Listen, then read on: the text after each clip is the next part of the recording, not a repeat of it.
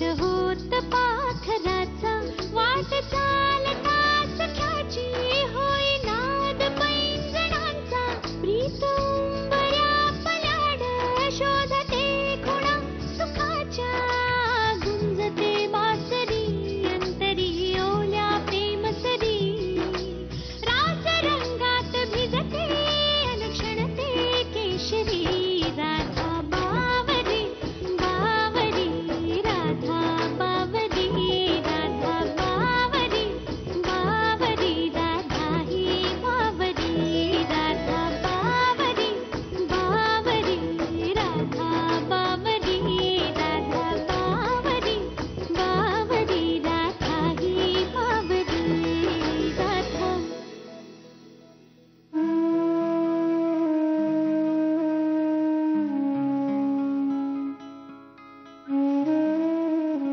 तिथे गेल्यानंतर सीमा तुझा अपमानच करणार हे माहित होतं आपल्याला. ती मला फोनवर काय म्हणाली हे मी तुला सांगितलं होतं, तरीही तू. मॅम प्लीज नको तो विषय.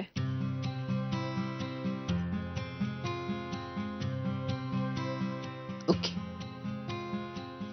ओके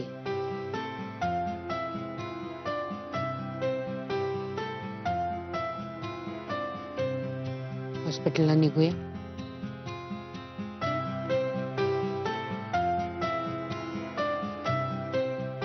मी येते तुझ्याबरोबर.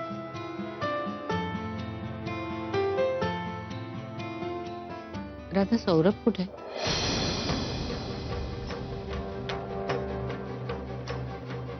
निघायचा उशीर होतोय. मी आलेच.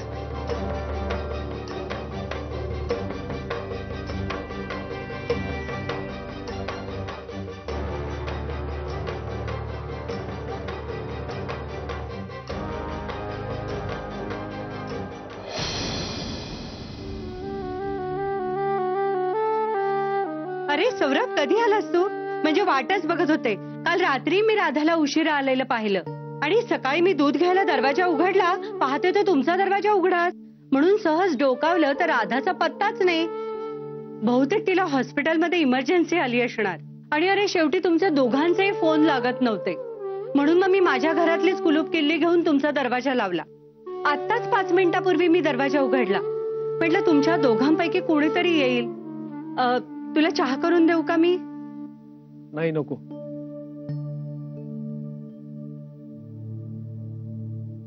सौरभ, अरे काही भांडण झालंय का? म्हणजे काल रात्री ती सुद्धा टेन्शन मध्ये होती, आता तू सुद्धा दिसतोयस म्हणून विचारतीये. काकू प्लीज प्लीज तुम्ही जा इथून. मला काही लागलं ना मी येईन तुमच्याकडे. प्लीज. बरं बरं बरं, तू शांत हो. हा, काही लागलं तर मला सांग. मी जाते मी.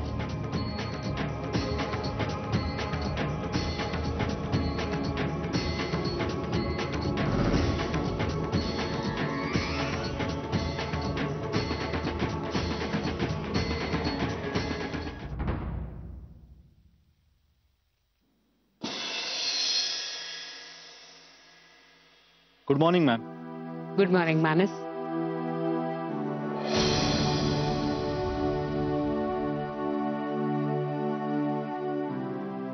Good morning Radha. घरी सौरभ, हॉस्पिटलमध्ये तो डॉक्टर मानस. खरं रिलेशन तर तुझं त्याच्या बरोबरच आहे. प्रियाचा शब्दांत शब्द खरा आहे. मी नेहमीच राधावर प्रेम केलंय. मी डिवोर्स घेते राधा, बिकॉज ऑफ यू.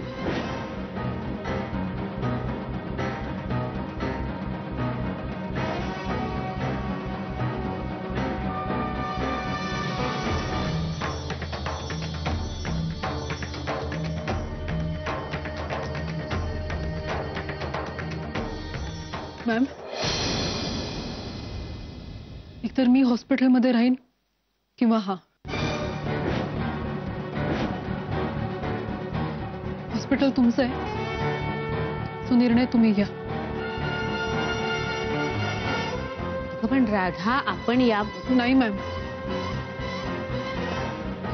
निर्णय लवकर घ्या.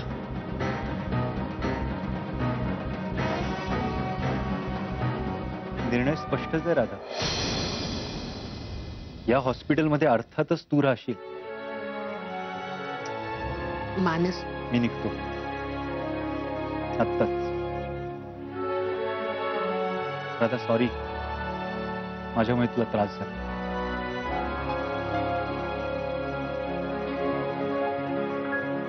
Thanks ma'am. मानस, येतो मॅम. मानस, मानस, अगं good morning ma'am. Mrs Shah माहिती मला. चल मी चेक करायला येते. मला सांग त्यांचं बीपी चेक केलंय का? हो. आणि ब्लड रिपोर्ट्स आले त्यांचे? वैताग आला ते दारू, वैताग आला बघ. मला वाटलं छान बारसाच्या खोलीचं, राधा सौरभ आले, पुन्हा सगळं पूर्ववत होईल. घराची विस्कटलेली घडी पुन्हा सरळ होईल. कसलं काय आणि कसलं काय, सगळं बिघडतच चाललेलं आहे. एकीकडे तो केदार आणि एकीकडे ती सीमा. वाटोळं केलं बघ. तुला किती वेळा सांगितलं मी, तू दुर्लक्ष करायचं, सरळ सरळ दुर्लक्ष करायचं, गप्प राहायचं, बोलायचं नाही. समोर जळताना दिसतंय सगळं, गप्प कसा बसू? ठीक आहे, नाहीतर आपण असं करूया. माझा एक मित्र आहे गोव्याला, त्याचं घर आहे तिथे, बीचच्या जवळच आहे. आपण आपल्या सगळ्या वॉकच्या सभासदांना घेऊन तिथेच जाऊया. चल. नाही रे बाबा, माझं मन नाही लागत. आणि मी इथून हल्लो ना तर तो केदार बहुतेक सौरभ आणि राधाचा जीव घेईल की काय अशी भीती वाटते. तुझ्या डोक्यात काय चाललंय ना, काही कळतच नाही. आता केदारला म्हणून एवढी खुमखुमी आहे ना तुझ्यामध्ये, हिंमत आहे ना, तर त्या सीमाला दाखव ना ओरडून. पण तिच्यासमोर काही नाही. वेणी वेणी वेणी, अरे काय काय शोभतं का त्या सीमाला? हा, किती आरडाओरडा, काय तो तमाशा, काय नाही रे. या मार्करने तिला अधिकार दिले, त्याचा अर्थ असा नाही की ती महाराणी झाली.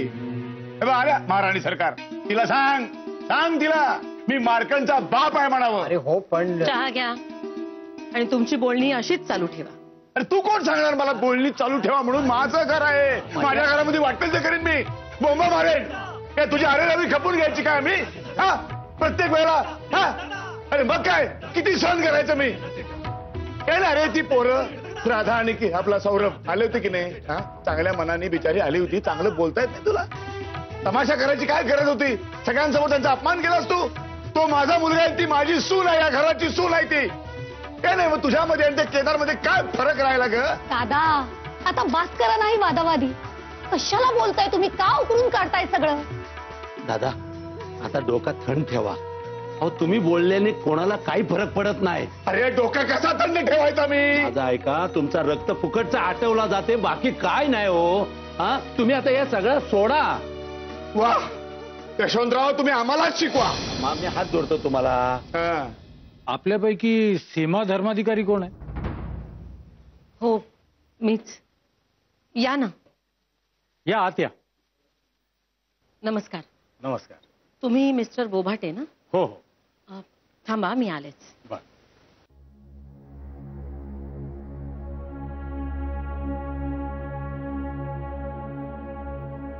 कुठले आपण? रत्नागिरी. हे त्यांचं सामान. आणि हे माझे सासरे मधुकरराव धर्माधिकारी. बर. दादासाहेब, चला. चला काय? कुठे चला? कुठे घेऊन चालत मला तुम्ही? दादा हे पारिजात वृद्धाश्रमातून आले.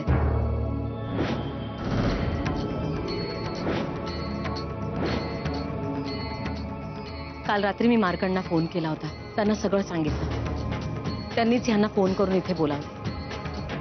आणि मार्कंडने तुम्हाला निरोप दिलाय की तुम्ही ह्यांच्याबरोबर जावं. हे बघा दादा, पारिजात खूप चांगलं वृद्धाश्रम आहे. मी स्वतः जाऊन पाहून आले, चांगली सोय आहे तिथे. माझं ऐका दादा, तुम्ही तिथे रमाल, एक चेंज म्हणून जा काही दिवसांकरता. आणि बोभाटे हे आयुर्वेदाचार्य आहेत, त्यामुळे ह्यांचा तुमच्या संस्थेला नक्कीच फायदा होईल. हो हो, नक्कीच. हो, मार्कंडरावांनी आम्हाला यांच्याबद्दल सगळं काही सांगितलं. आणि दादासाहेब, तुम्ही अजिबात काळजी करू नका. हो, पारिजात वृद्धाश्रमात आलात ना की तुम्ही हे तुमचं घर सुद्धा विसराल, ही गॅरंटी माझी. चला. चला काय? मी नाही जाणार कुठेही. मला हे घर सोडून, तुम्हाला सोडून कुठेही जायचं नाहीये. मी जाणार नाही यांच्या बरोबर. तुम्ही जायचाच नाही. त्यांना नेऊ नका तुम्ही. तेव्हा वहिनी हा तुम्ही चुकीचा करताय. नाही नाही त्यांना नाही जायचंय. कशाला जबरदस्ती करताय? या बरोबर नाही तुमचा. हे बरोबर नाही. नव्हे त्यांचंच घर आहे. रंजू, यश, दादा, तुम्ही असं काय करताय? आपण हे बघा, लहान मूल शाळेत जाताना रडतं, हट्ट करतं, पण तरी सुद्धा आपण त्यांना जबरदस्तीने पाठवतोच की नाही? मला सांग, पाठवतो की नाही? ते त्याच्या भल्यासाठीच ना. तसंच आहे. बोभाटे, तुम्ही दादांना घेऊन जा. आणि दादा, सांभाळून जा, नीट राहा. हं? मला कुठेही जायचं नाहीये, मी आधीच सांगून ठेवतोय. मला कोण काढणार आहे तुम्ही घरात बाहेर?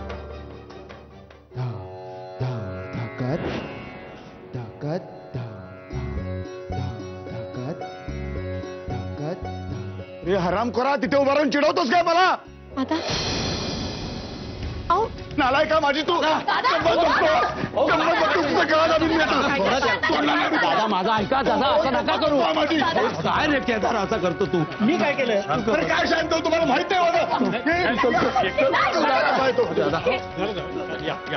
हा तू शांत. तू शांत.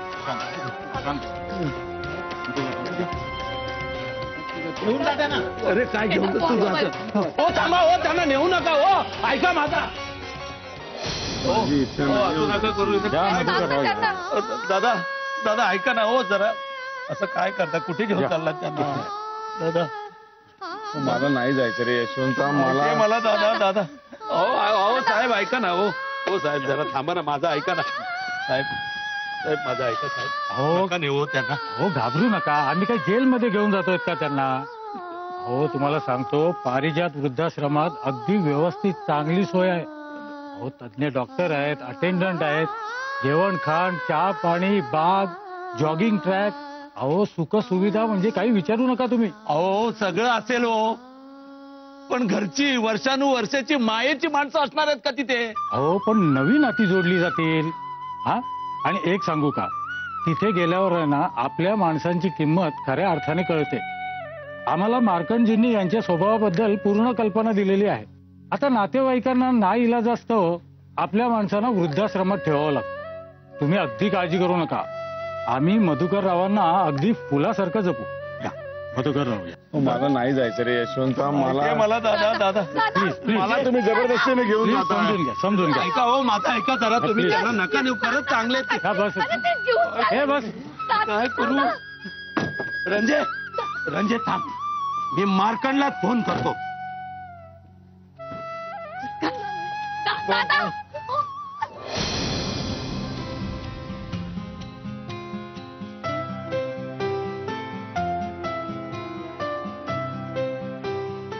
मॅम, इतर मी हॉस्पिटलमध्ये राहीन किंवा हा हॉस्पिटल तुमचं आहे, तो निर्णय तुम्ही घ्या.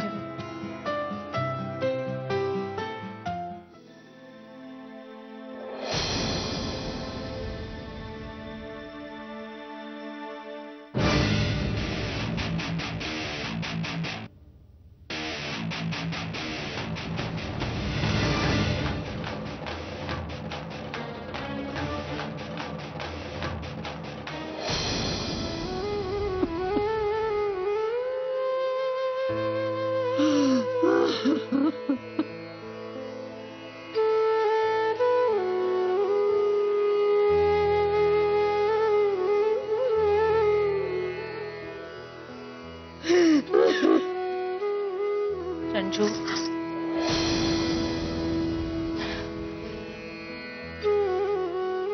रंजू ऐक माझं, रडू नकोस काशी. हे बघ, मी आणि मार्कंडनी हे जे काही केलंय ना ते दादांच्या भल्यासाठीच. मला माहितीये त्यांना आता त्रास झालाय, पण तिथे गेल्यानंतर रमतील, ते रुळतील. अगं समवयस्क लोक भेटतील, चांगला आश्रम आहे ते, आणि 5-6 महिन्यांचा तर प्रश्न आहे. त्यानंतर आपण त्यांना घरी परत आणूया ना. आपण त्यांना तिथे कायमचं ठेवणार नाही आहोत. ते इथे असेपर्यंत केदार बरा होत नाहीये हे लक्षात येतंय ना तुझ्या? कळतंय? मला इतकंच कळतंय की ते माझे वडील आहेत. नाटाळ आहेत, कटकट आहेत, ज्याला त्याला मोज काढणारे असते ना तरी ते माझे वडील आहेत.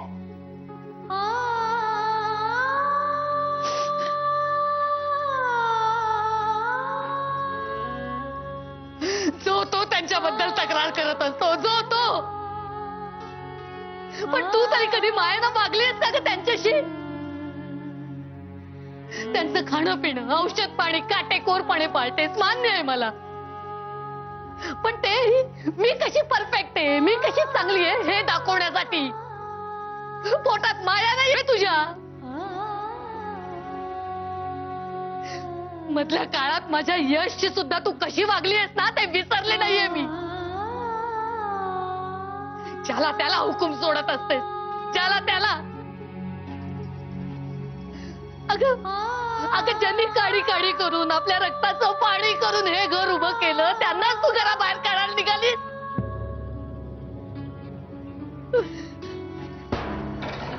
आणि म्हणे 6 महिन्यांनी परत आणू. आपल्याला आपल्याच घरातून बाहेर काढलं जाते. या धक्क्यांनी ते सावरले तर ना. वैरीण झालीयस का तू? वैरीण झालीयस.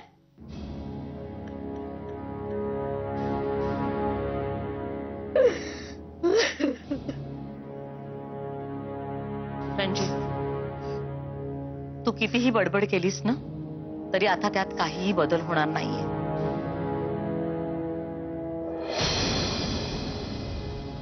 सौरभला काढलंस, दादांना काढलंस, केदारचं तर काही खरं नाही. आणि तुझा नवरा 4 दिवसही थांबला नाही इथे. आणि आता मी आणि यश आम्ही हे घर सोडून चाललोय.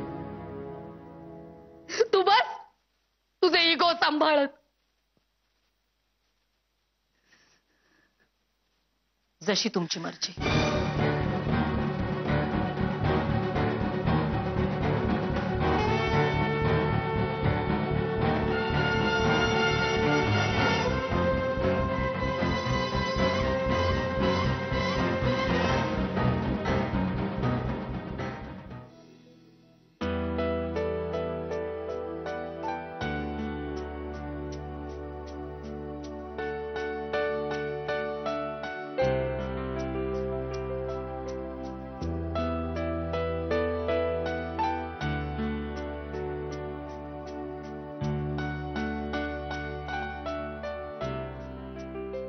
झालं? एवढ्यातच हार मानलीस? राधा, या सगळ्याबद्दल आपलं आधीच बोलणं झालं होतं. म्हणजे तू बारशाला जाण्याआधी आणि बारशाहून जाऊन आल्यानंतर सुद्धा तुझा हा अपमान अपेक्षितच होता ना? हो मॅम, पण त्यांनी सीमानी मानसवरून तुझ्यावर काय आरोप केले हे महत्वाचं नाहीच आहे. कारण ते तसं आहे का? खरं आहे का ते? नाही. मग झालं तर उगीच त्या कारणावरून स्वतःला किती त्रास करून घ्यायचाय? तुम्हा अति सेन्सिटिव्ह माणसांचा ना हा एक मोठा प्रॉब्लेम असतो. तुमच्याशी वाईट वागणारी, तुम्हाला दुखावणारी माणसं मस्त मजेत जगत असतात, खोटं वागूनही मजेत असतात.